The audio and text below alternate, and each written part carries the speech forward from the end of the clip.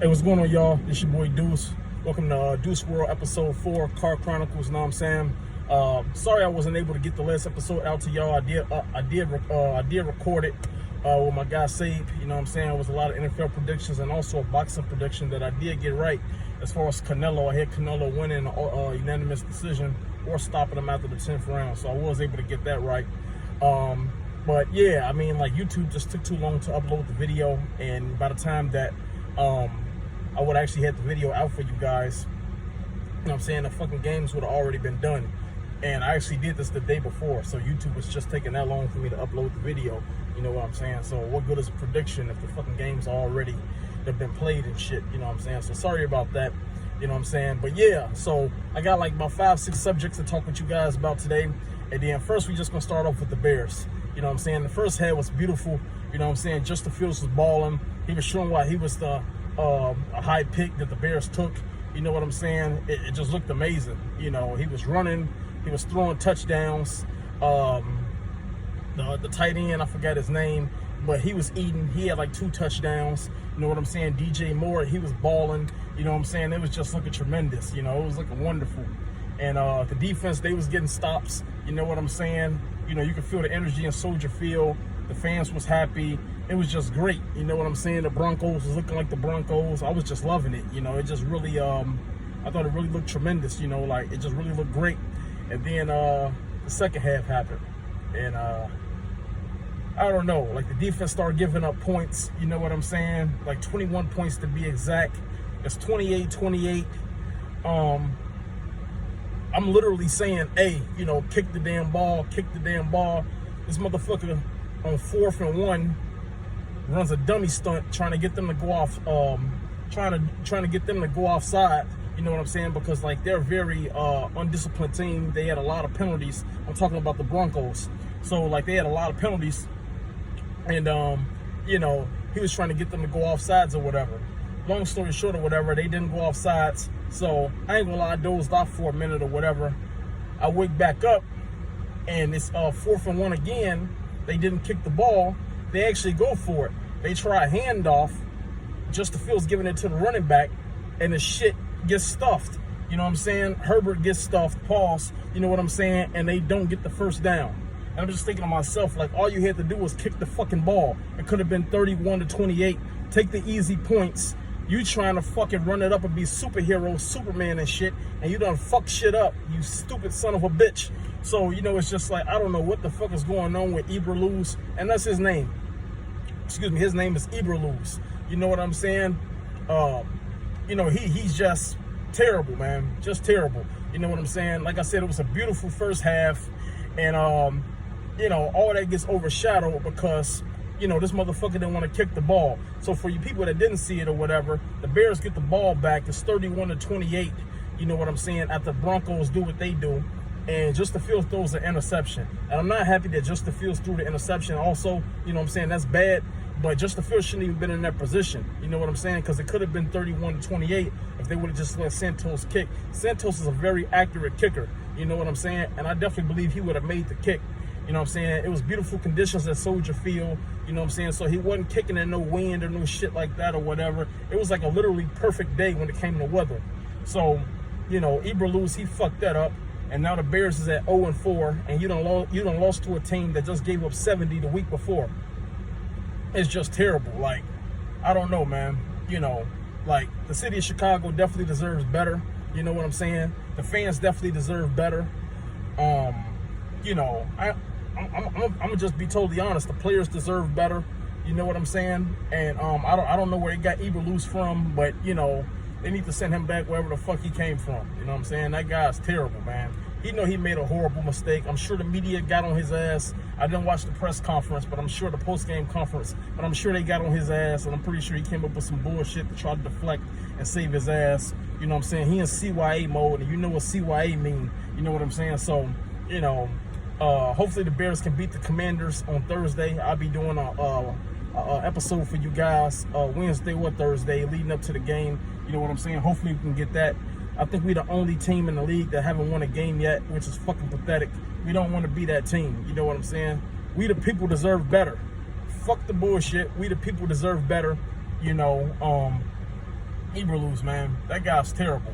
And, you know, they just need to send him back wherever the fuck he came from. Just like that guy, Fred Hoiberg, that used to coach for the Bulls.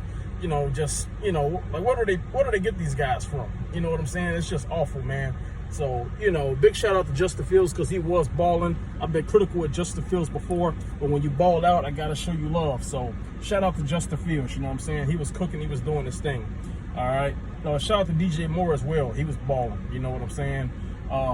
And, you know, Claypool didn't play, and honestly, that might have been part of the reason why we was doing good. Claypool didn't play.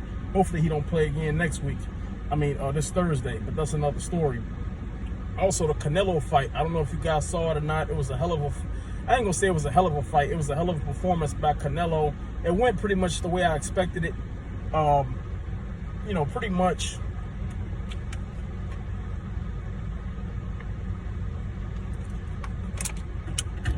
So, like, you know, pretty much like when you, when somebody goes up 2 weight classes to go against somebody, you know, you pretty much know that that person more than likely is going to get his ass handed to him. You know what I'm saying? Canelo went up against Dimitri. That's a beautiful name, by the way. You know what I'm saying? And he got his ass whooped. So a lot of times when people go up to higher weight classes, they end up getting fucked up. I don't know if you guys remember, but Earl Spence, he did that to Mikey Garcia. Mikey Garcia went up in weight, and he got his ass whooped. And Mikey Garcia is he was a hell of a boxer. You know what I'm saying? But he just got punished the entire fight by what they was calling the boogeyman at that time, which was Earl Spence.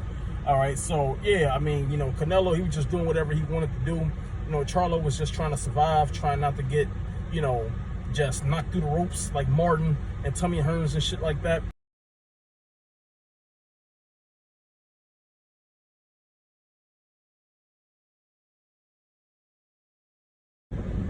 Yeah, so it wasn't anything that you just got to continue to keep talking about or anything like that. Like, Canelo did what I thought Canelo was going to do. He got the W. You know what I'm saying? He was the bigger man, the stronger man. You know, he was just the more dominant individual in that ring, and he showed why there's weight class levels, basically. You know what I'm saying?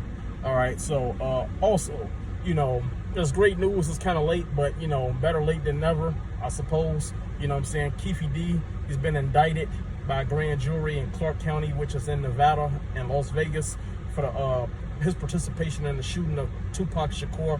Rest in peace to the legend, to the icon, hip-hop legend. You know what I'm saying? He was going down, as you guys know, on the script. And Keefe D's just been running his mouth a lot. You know what I'm saying? Interviews, you know what I'm saying? Even wrote a book, just out there just being a blabbermouth or whatever.